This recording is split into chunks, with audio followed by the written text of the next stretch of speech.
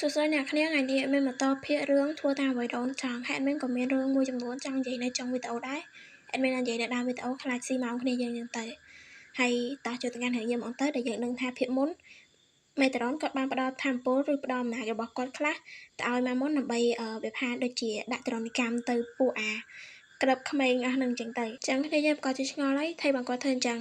ចឹងមានតែយើងចូលទៅកាន់ភាគ4ទាំងអស់គ្នាផ្ដើមភាគនេះមកយើងបានឃើញថាអរិយក្មេងៗទាំងអស់ហ្នឹងគឺមានការភ័យខ្លាចទៅលើម៉ាមុនខ្លាំងមែនទែនហើយបើសិនជាយើងមើលទៅកាន់ម៉ាមុនគាត់គឺពិតជាគួរខ្លាចមែនពេលនោះមេតារ៉ុនគាត់បានគិតថានៅពេលដែលគាត់ផ្ដល់អំណាចរបស់គាត់ទៅឲ្យម៉ាមុនហ្នឹងគាត់អាចជ្រៀតជ្រែកចូលទៅក្នុងការចងចាំរបស់ម៉ាមុនហើយមើលថាអ្នកណាគឺជាអ្នកបង្កើតគេចេញមកមេតារ៉ុនគិតថាគាត់នឹងត្រឡប់ទៅកាន់ឋានសួគ៌វិញហើយធ្វើកិច្ចព្រមព្រៀងជាមួយនឹងរ៉ាភីលពេលនោះក៏ស្រាប់តែឮសំឡេងរបស់មនុស្សម្នាក់លេចឡើងថាចាក់ចេញពីទីនេះឬអត់ចាក់ចេញពីឋាននរកខ្ញុំគឺមិនអនុញ្ញាតទេពេលនោះយើងក៏បានឃើញនរណាគេម្នាក់ផងដែរដែលមិនដឹងថាជាបុរសឬក៏ស្ត្រីទេ50-50 admin អត់ដឹងទេហើយក៏បាននិយាយឡើងថាសម្រាប់ការមានជីវិតទៅវិញវាគឺមិនអាចទៅរួចនោះទេប៉ុន្តែសម្រាប់ព្រះអ្វីគ្រប់យ៉ាងគឺអាចធ្វើទៅបានផែនការរបស់ខ្ញុំនឹងត្រូវបានបង្កើតឡើងហើយអ្វីក៏ដោយឲ្យតែខ្ញុំពេញចិត្តខ្ញុំនឹងសម្រេចវាឲ្យបាននេះជាអ្វីដែលនាងប្រាថ្នាមែនទេហើយក៏បានឃើញកែវភ្នែកពណ៌ក្រហមរបស់ពស់ពណ៌ខ្មៅមួយដោយយើងមើលស្រមោលក្នុងកែវភ្នែកហ្នឹងក៏យើងដឹងដែរថាអ្នកដែលនៅក្នុងនោះគឺមេត្រុនហើយប្រសិនបើយើងមើលមកកាន់ខាងក្រៅវិញយើងបានឃើញថាភ្នែករបស់ម៉ាមុនដែលជាទេវតាមួយជំហានហ្នឹងក៏បាន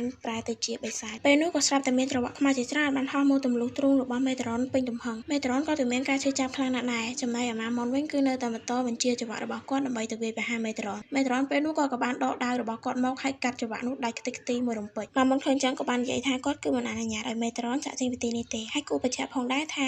នេះគឺមិនមែនជាម៉ាមុនទេដែលបានគ្រប់គ្រងរាងកាយមួយនឹងមេត្រុនក៏ពិតជាមានការភ្ញាក់ផ្អើលជាមួយនឹងរូបរាងរបស់ម៉ាមុនជាខ្លាំងប៉ុន្តែគាត់បានបដូរទឹកមុខរបស់គាត់មកជាធម្មតាវិញហើយក៏បាននិយាយថាវ៉ាវ